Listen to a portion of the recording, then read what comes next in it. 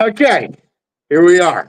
I can already see the smirk on Dalton's face as he wishes me good morning. But here we are on a Sunday morning. It's not a smirk, it's just a smile. Welcome in the Bicoastal Baseball Podcast on the Grid Network. I'm Mike Guido. That's Dalton Brown. It's great to have you with us. Listen, we are 2 games into the World Series. And might I say, I mean, I was heartbroken after game 1, obviously. But what a classic that game ended up being. I mean, that was really something else. So Dalton right now, obviously the Dodgers are 2 games up on the World Series right now. You must be feeling pretty okay heading into the Bronx up 2-0. How do you feel right now? Yeah, I mean, look, it's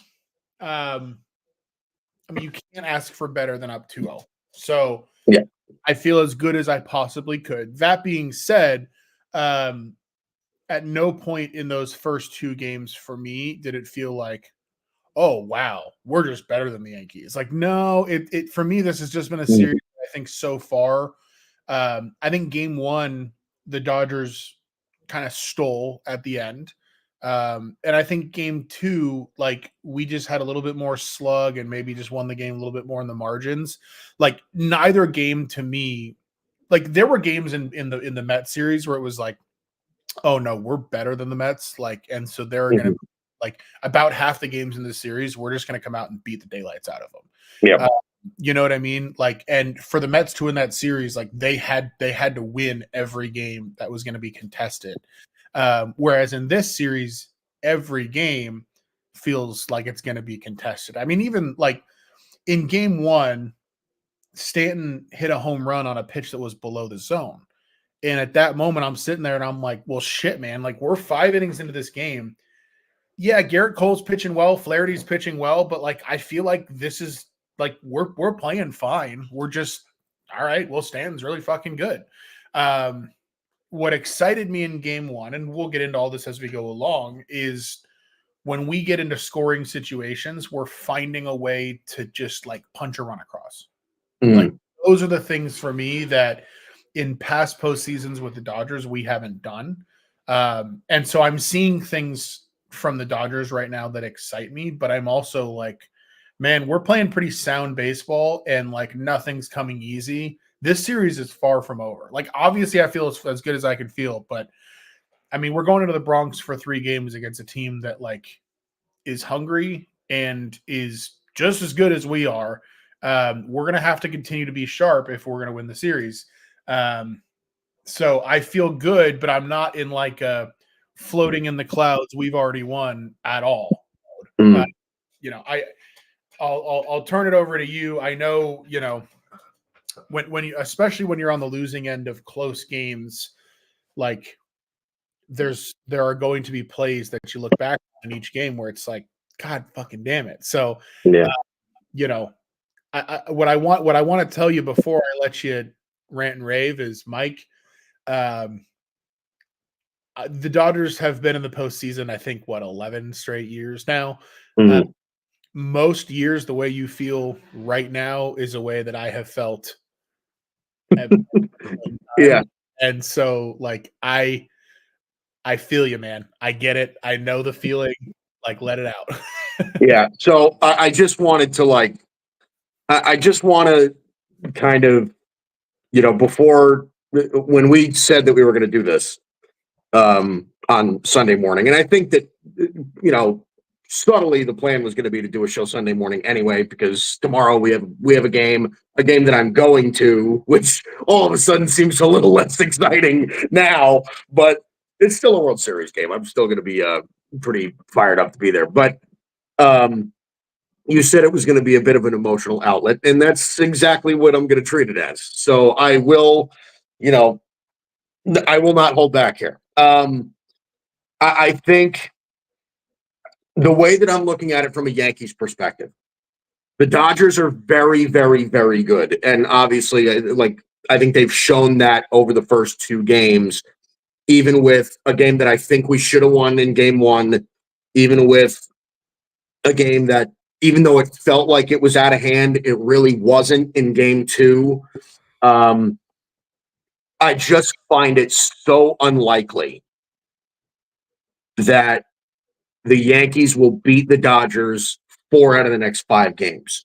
Like, that's kind of where I'm at now. Like, I just don't see like the statistical likelihood of that happening. I just don't. I think the Dodgers are too good to drop 4 out of 5 to the Yankees in the next 5 games. Well, but you only need 4 out of 6, right?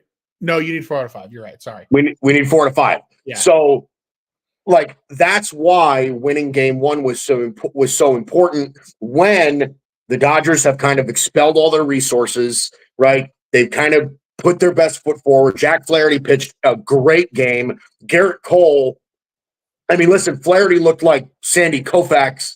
Garrett Cole was toe-to-toe with him all game long. Like, that's just a game you can't lose. Like, that is a game you cannot lose. And the way that we lost it, this is where this is going to begin now. Why the fuck, if you're Aaron Boone, I mean, and you and I were texting during game 1, Tim Hill has been the nuts all postseason, especially against lefties. And I understand that Dodgers hitters have seen him a lot in the past.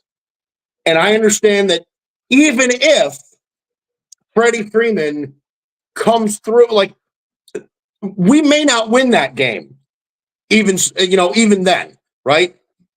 Freddie Freeman might still come through in that spot because he's notoriously good in those situations. But Nestor Cortez hasn't pitched since September fucking 18th. The guy just came off the injured list. It took him 2 pitches to blow that game. 2. Okay, cool. He gets Ohtani out on a miracle play by Alex Verdugo in left field, right? Falling into the stands and whatever. Like, okay, cool. Intentionally walk Mookie Betts.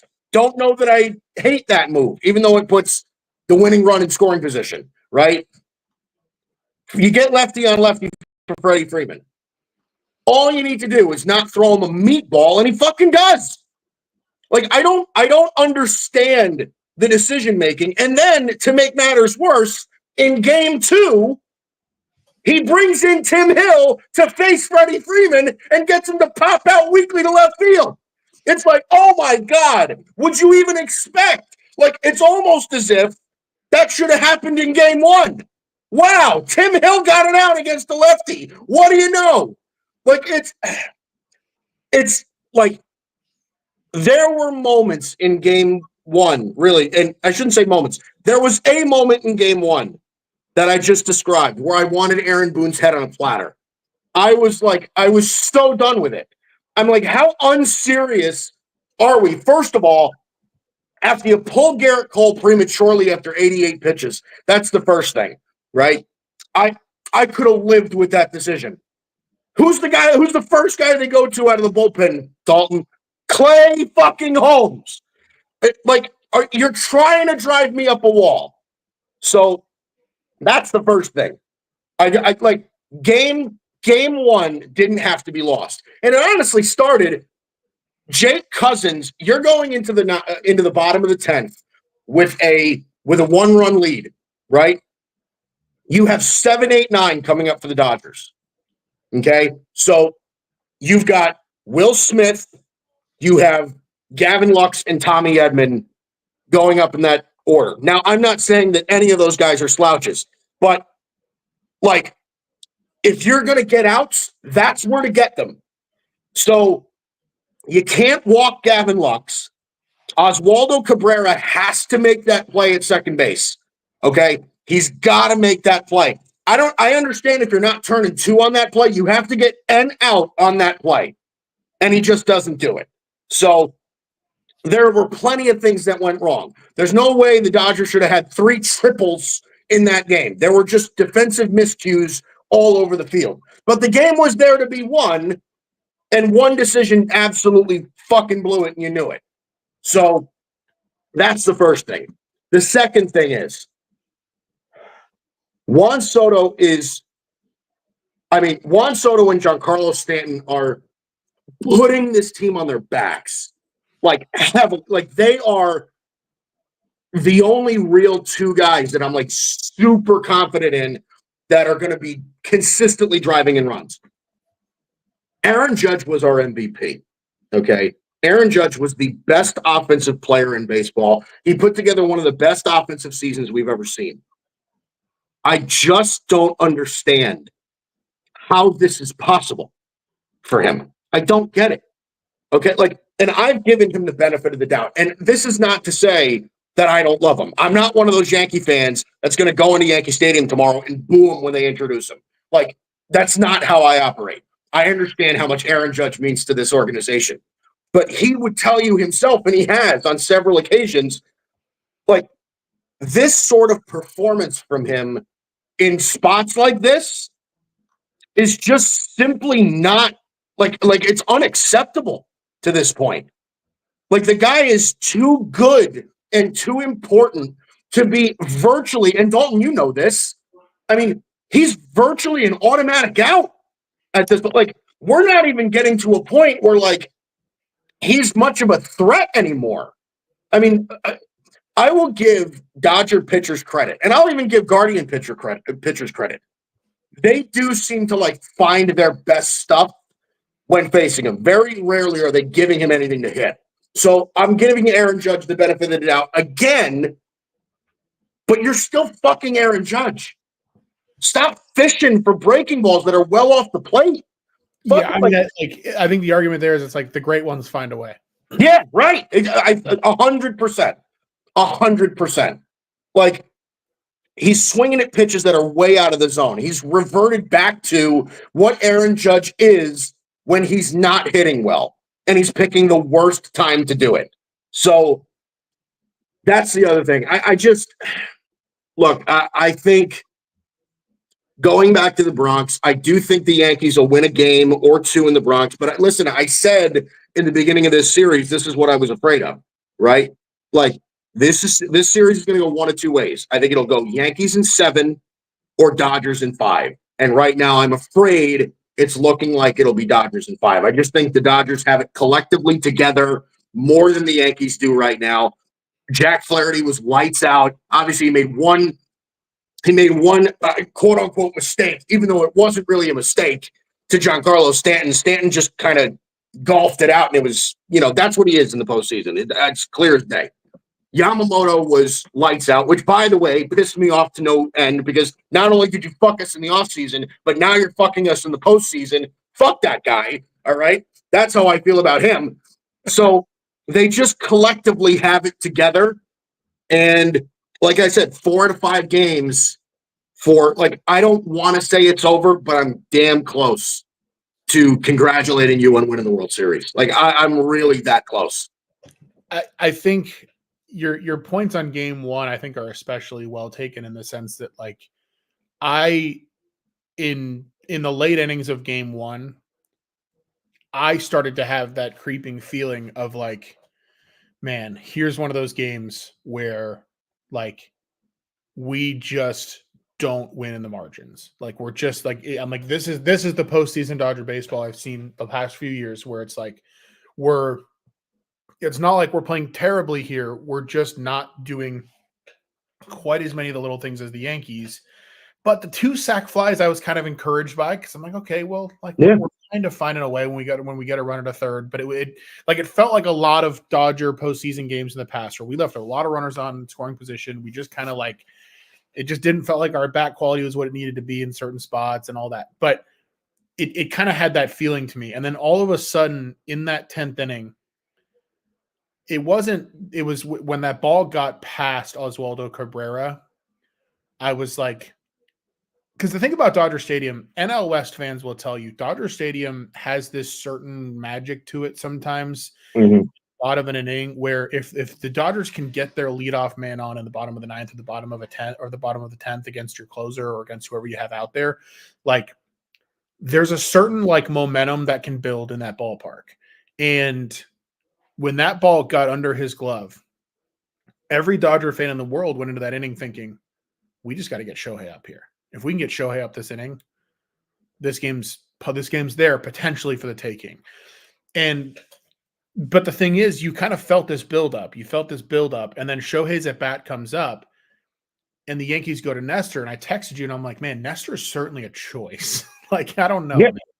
man. Now, Well, when Boone came out, honest to God, when Boone came out to the mound to take out Jake Cousins, I was thinking, like, okay, this like easy decision. He's going to Tim Hill, right? yes. He's going to Tim Hill. He'll get like he's going to Tim Hill to face Ohtani and to face Freeman. So like that, if he gets Ohtani, he'll put bets on, and then he'll face Freeman lefty lefty, and that's just going to be it. He's going to go with his lefty lefty matchup, who's been again balls to the wall, incredible for the postseason.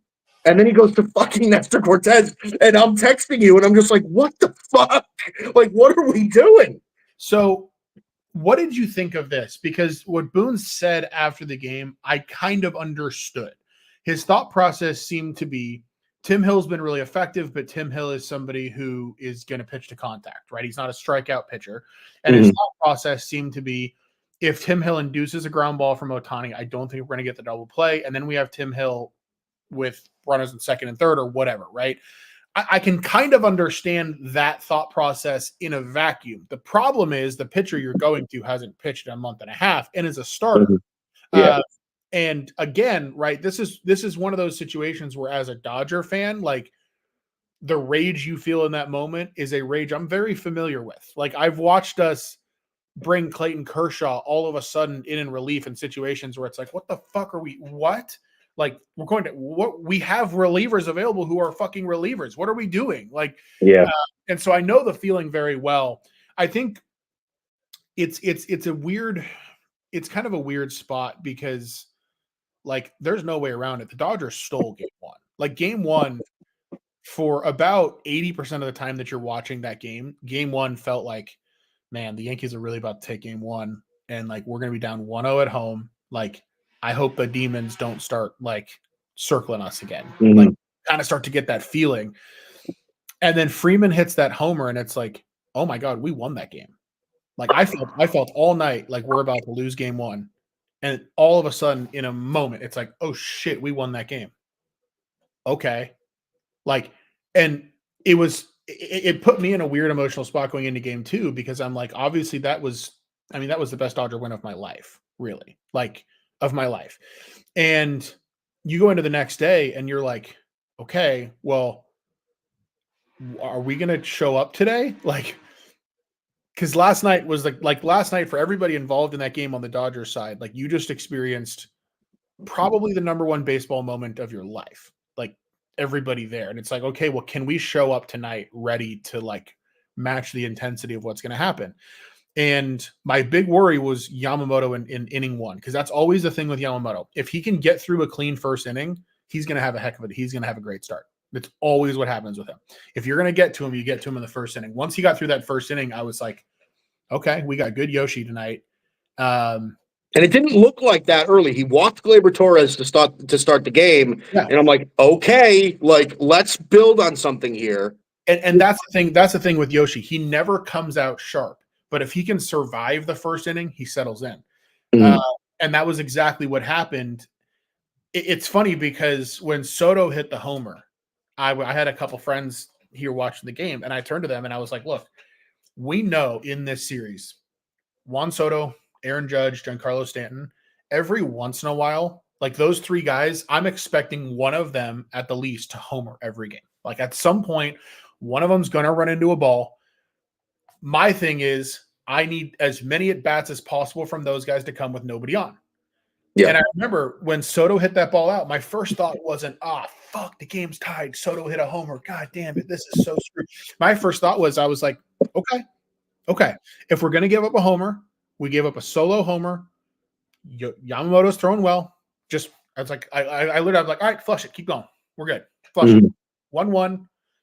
1-1. Keep going. Right. Soto's going to get you. He's going to get you sometimes.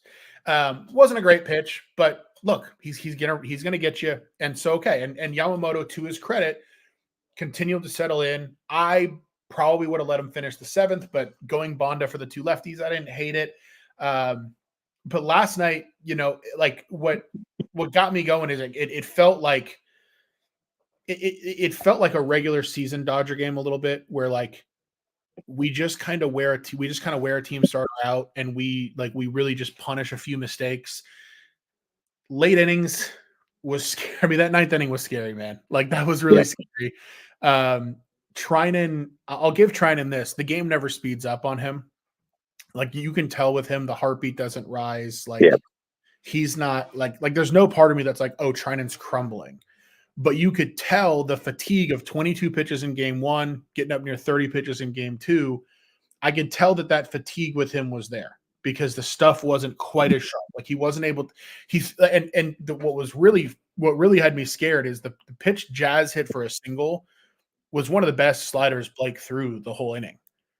And Chisholm just like went bat to ball and away. Yeah, he sat on it and right. Which is really impressive because Trinan slider is a pitch that even if you're sitting on it, like, good luck.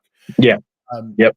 So that the ninth inning was kind of, I think, for a lot of Dodger fans, a wake-up call of like, man, like, our best dudes out there and they're still putting at bats on them. Like, this team's like, I'm telling you, I know how it feels to be in your shoes, but like, man, the at-bat quality from the Yankees still scares me because you're looking at a mirror of the Dodgers a little bit, where it's like the Yankees don't chase a whole lot, and they don't like you're not going to get away with anything. And yeah, I mean, look, I'm obviously thrilled that we found a way to win each of the two games, because both games at one point felt like, oh boy, here's where we blow it. Yeah.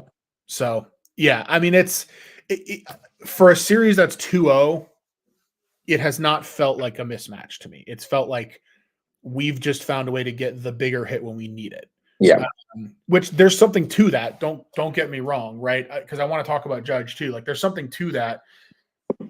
What I'm seeing with Judge is this: when Cody Bellinger was like an MVP with the Dodgers, and then even like Cody Bellinger is a guy that don't get me wrong, he is not as good as Aaron Judge, right? Not even close. Right. Yeah. But there's some similarity between the two in the sense that, like, when Cody Bellinger is locked in every at bat, then he comes up, you're like, dude, this dude's just different right now. Like, Judge is that way too. Like, when we faced him in June, there was that feeling every at bat with him where it's like, God damn, like, if we throw this ball in the strike zone, he's going to hit a line drive somewhere at the least, right?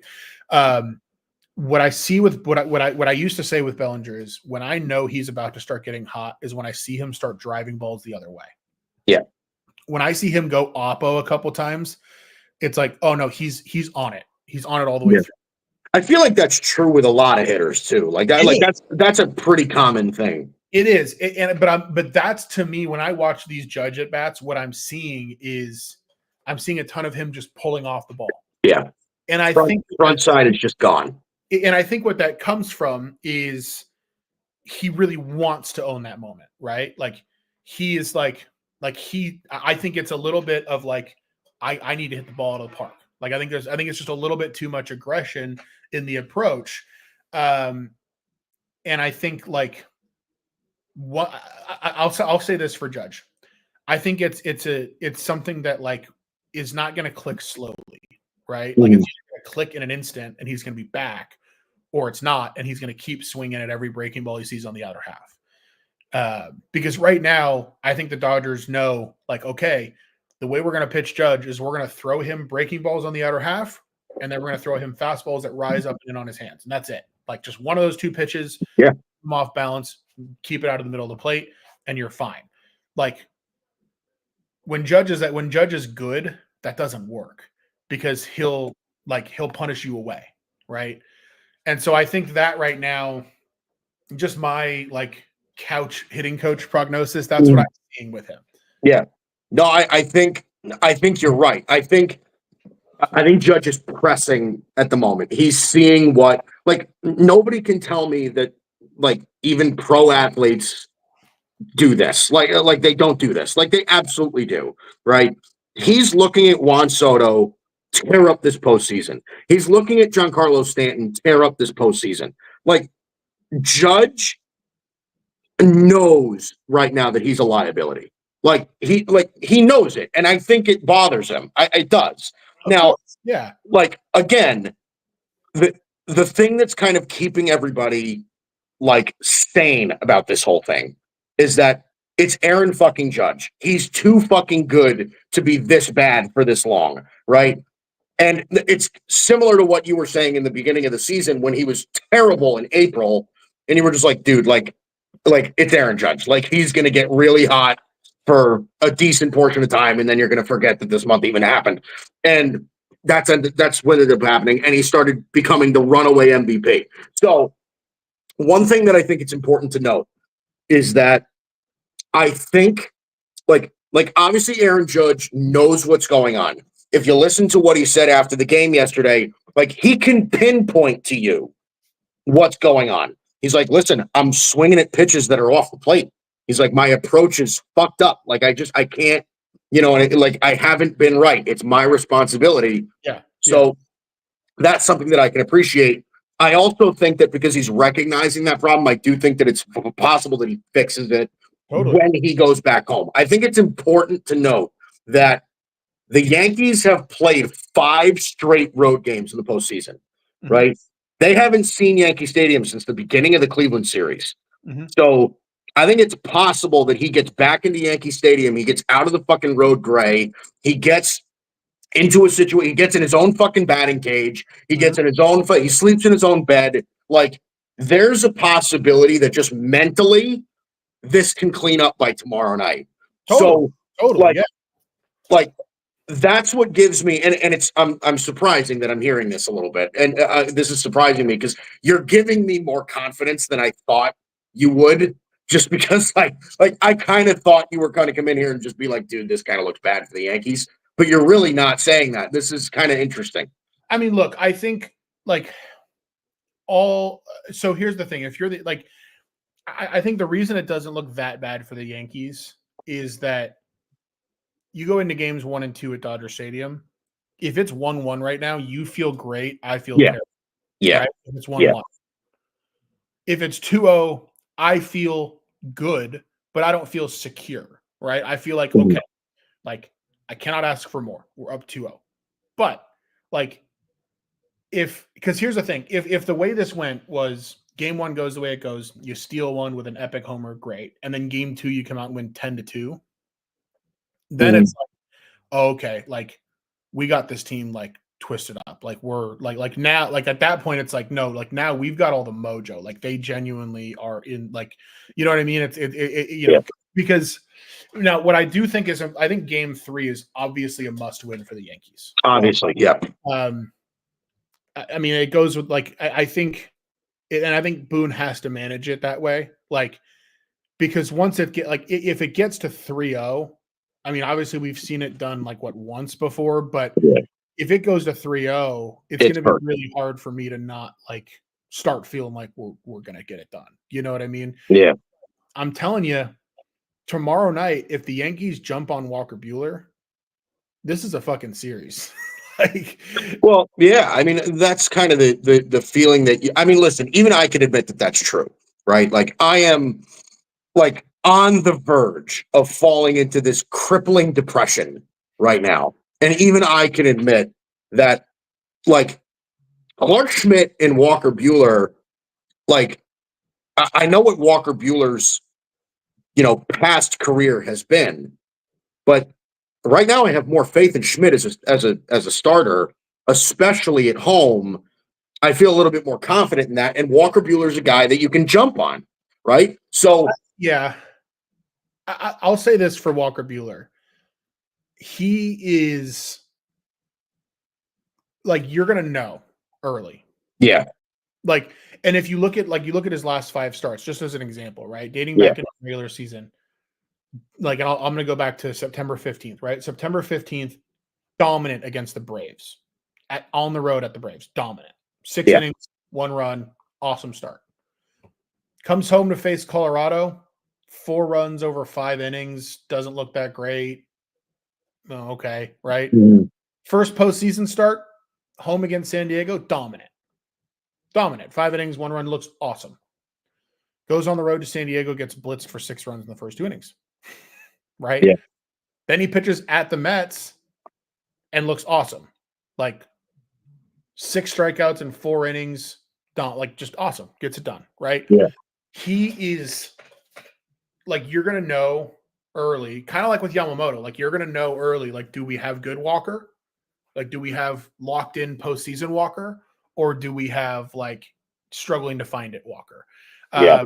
I will say he has spoken a lot about how much he prefers pitching in cooler weather and he likes pitching on the road. Like, I think he is the right, like, I'll put it this way. I would have wanted Walker Buehler in game 3 no matter what. Mhm. If this was 0-2, 1-1, either way, I want Walker Buehler in game 3 because he's a dude who talks a lot about how he loves pitching on the road. He likes pitching in the cold. Now, it's only going to be like 50s at Yankee Stadium tomorrow night. It's not going to be freezing, but like, Yeah. I think I do think I trust him a bit more than I would have like a month ago. Like, he started to throw the ball pretty well. That being said, what I think is going to be an issue for the Dodgers tomorrow, and part of the reason why I think the Yankees have a very good chance is if Walker Buehler comes out and gives out, let's say Walker Buehler comes out and gives up 3 runs in the first 3 innings, right? Yeah. In a postseason game, that's it for you. That's it generally for a pitcher, right? You give up 3 runs in 2-3 innings, like they're going to go to somebody else. Yeah. What I'm telling you will happen in that game, Dave Roberts will not do that because the Dodgers are going bullpen game in game 4. Tomorrow is a game that if Buehler does not pitch well early, Roberts is going to let him rot. Like, if the Yankees go up 3-0 or 4-0 or 3-1 or 4-1 tomorrow in the early innings, Dave Roberts, as much as I despise it, is going to be on quit watch. Yeah. Because in his mind, and I don't agree with him, in his mind, he's going to go, okay, fine. We're up 2-1. We're going bullpen game tomorrow. Let me throw Landon Knack out there and get 4 innings out of him. Let me throw Honeywell out there and get 3-4 innings out of him. That's what you're going to see if the Yankees get a lead. So that's whereas I think like the flip side of it is if we get to Clark Schmidt in the first inning, that's where I could potentially see buttholes start to tighten at Yankee Stadium, and all of a sudden that place gets this like the perfect scenario for the Dodgers is we jump on Clark Schmidt in the top of the first, go up like 3-0, and all of a sudden like there's this angry, nervous energy in the stadium, and you know what I mean? Like that's where we want to take things. But what I'm concerned about is unless Buehler pitches well immediately, I'm telling you, Roberts will wave the white flag tomorrow. He will. So you can feel good about that. Well, listen, part of the reason why and again, it's not as big a reason as some of the others, but one of the reasons why I wanted this series going into 1-1 is because I'm going to game 3 and I want to feel a little less like I can't breathe in the ballpark tomorrow. And again, if Clark Schmidt comes out, there's a perfectly reasonable chance that we go into tomorrow night, Clark Schmidt gives up a leadoff bomb to Ohtani, and it's just like, we'll see what happens. That's the other thing. Is Ohtani playing the rest of the series? Because, that was a scary moment, even with you guys getting a win yesterday and getting, going up 2-0 in the series.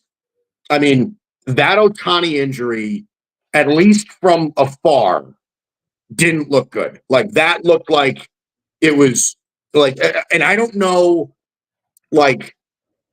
obviously we can't pinpoint really how serious it is just from the look of it, but it looked like he was genuinely in pain and genuinely weak and fatigued after that. So, here's what we know.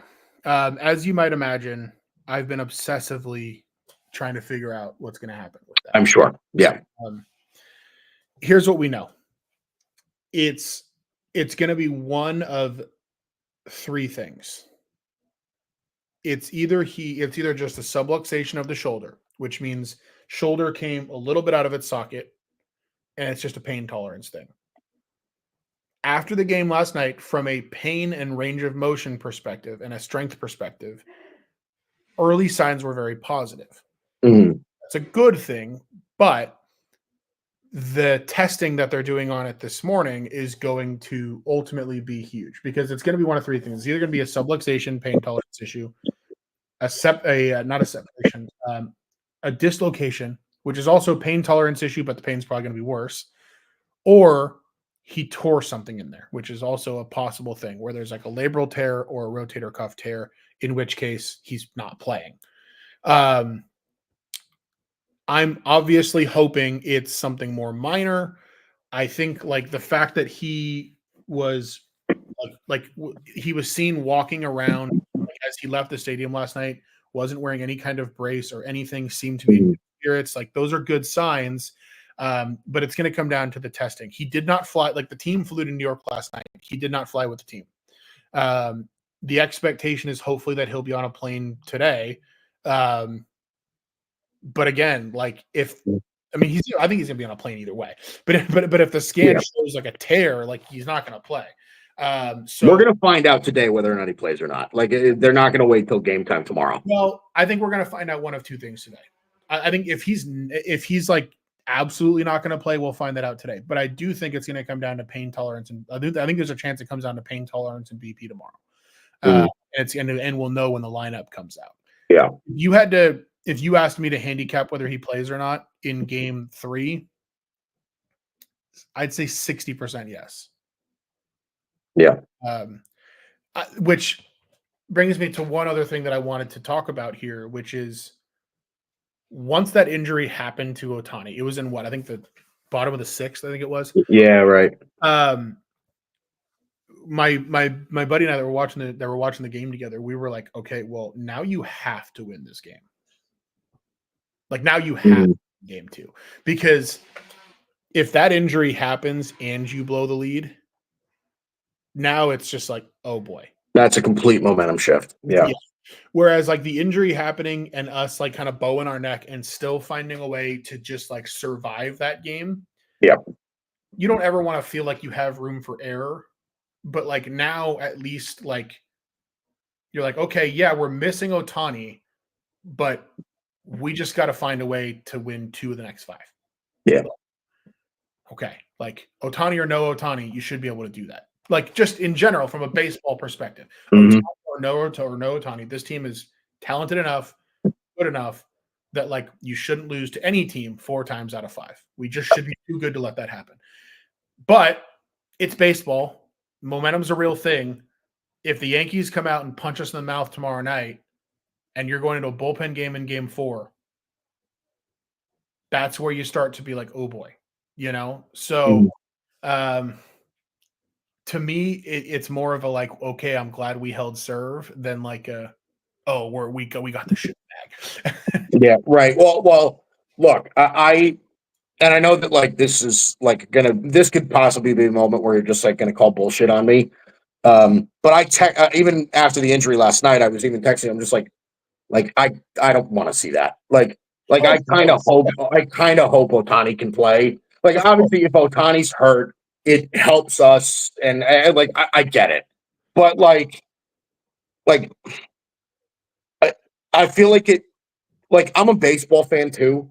You know what I mean? Like I don't want to go to game 3 tomorrow night and have Ohtani not be in the lineup. That just takes so much away from the whole experience. So like I kind of, I remember this like in whatever it was 2000. I think it was the 2015 NBA Finals where like Kevin Love was hurt for the series for the Cavs, and then Kyrie Irving got hurt and he was out for the series, and Steve Kerr was just like I know this is going to sound crazy, but he's like, I hope Kyrie can play. He's like, because I want best against best. Yeah. And that's what I want. Like, I don't want the Yankees to come out of this series. Like, obviously, it'd be a World Series. It'd be great. I understand all that. I'm not trying to call bullshit. But, like I don't want to win a World Series when, like, the aftermath of that is going to be like, well, if Ohtani didn't get fucking hurt. You know what I mean? Like, it's obnoxious. I don't want to deal with that. Totally. I mean, look, because here's the thing, right? Like, and I want to preface it this way too. Whether like if Ohtani doesn't play and the Yankees come back and win this series, you will not hear that from me. Like what you'll hear from me is, man, the Yankees backs against the wall, came out, bowed up, and beat us. Period. Like that's what you'll hear from me.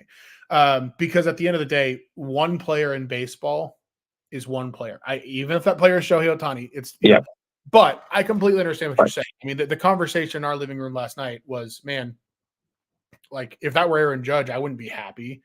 I'd be like, well, damn, like I want to beat the Yankees. Right. That's You know, exactly how I feel. 100%. so I totally get it. You know, look, it obviously there were some viral clips last night of Yankee fans cheering for the injury. I don't have to bring like I'll put it this way, like Fucking geeks. I think people like seize onto things like that a lot on social media. Mm-hmm. Every fan base has drunk assholes. Like it's not worth like it just is what it is, man. Right. Yep. So you know, every fan base has people who, you know, I mean, I'm in a fantasy baseball league this year where it's a couple guys from LA and then like 7 guys from New York. And the guys from New York are half Yankee fans, half Met fans. And one of the Yankee fans last night made like a really shitty, like racist, mocking comment about the Ohtani injury. And it was funny because the Dodger fans, we just responded and we were like, the surest sign that you're coping right now is that you're being that much of a piece of shit. Like that's the surest sign that you. Yeah. So, what I like, I think both of us are in the same boat on that, where it's like, I want everybody healthy, man. Like it's the World Series. I want everybody to stay healthy. Because here's the thing, it's like same thing, right? If Aaron Judge tweaks his hammy in first inning of Game 3 and the Dodgers win the World Series, and then we were to go ahead and win it, we'd hear the same shit, right? It'd be like, well, if Judge stayed healthy, the Yankees would have. It's like, sure. I mean, like if it rains tomorrow, the ground's going to be wet. If it doesn't, it won't. Like, Right. So it's like, I'm never going to be the one to have that conversation. Like, by the way, it's the same thing like back in June, right? Dodgers played the Yankees. Juan Soto wasn't available. Like, I wasn't happy about it. I was like, well, damn. Like, you and I were both saying that. We were just like, that kind of blows. Like, yeah. We're on the same page there. I hope he can play. I think it's about a 60% chance he can play. If he doesn't play, I'll put it this way: it doesn't make losing excusable. Like you got enough Hall of Famers and stars in that clubhouse. Yeah, you better find a way to not lose 4 out of 5.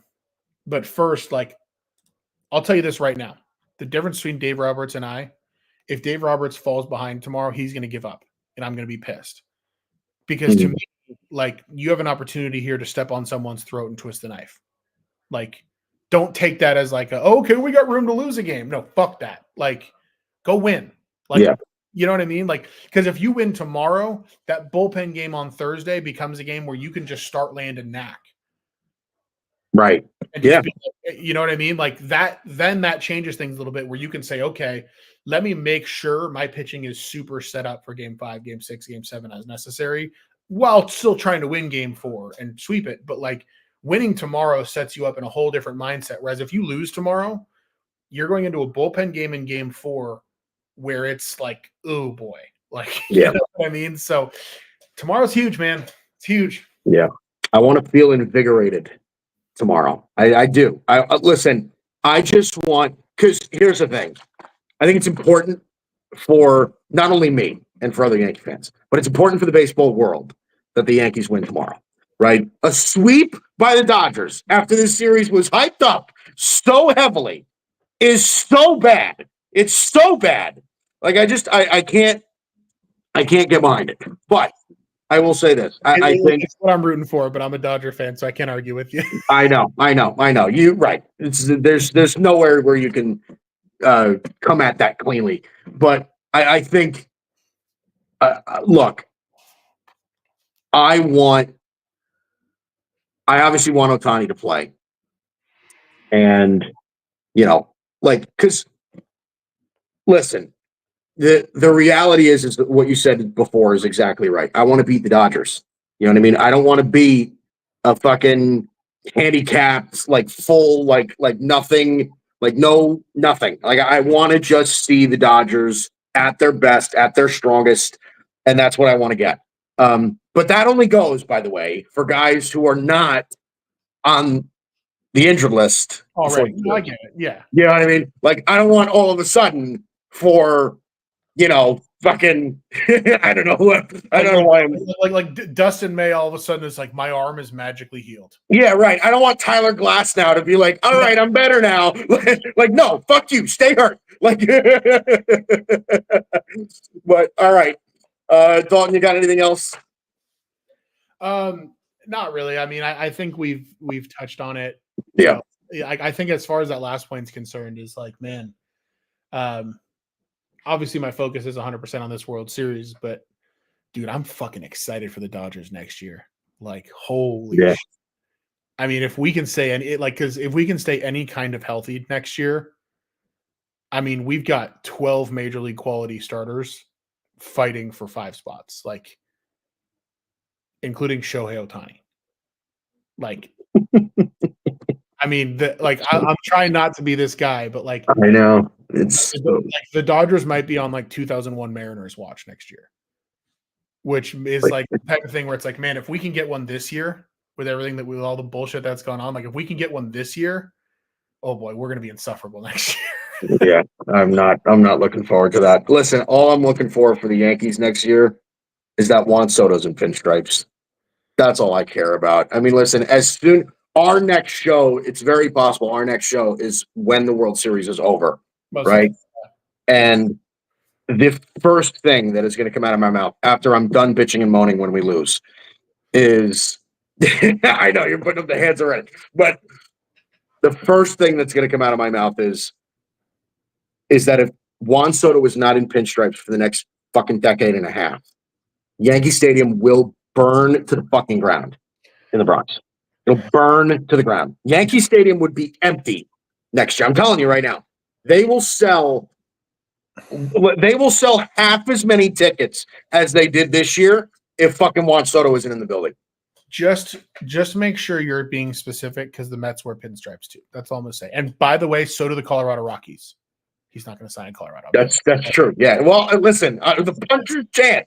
Don't do that to Rocky fans where it's like, we have a chance. No, but yes, he needs to be.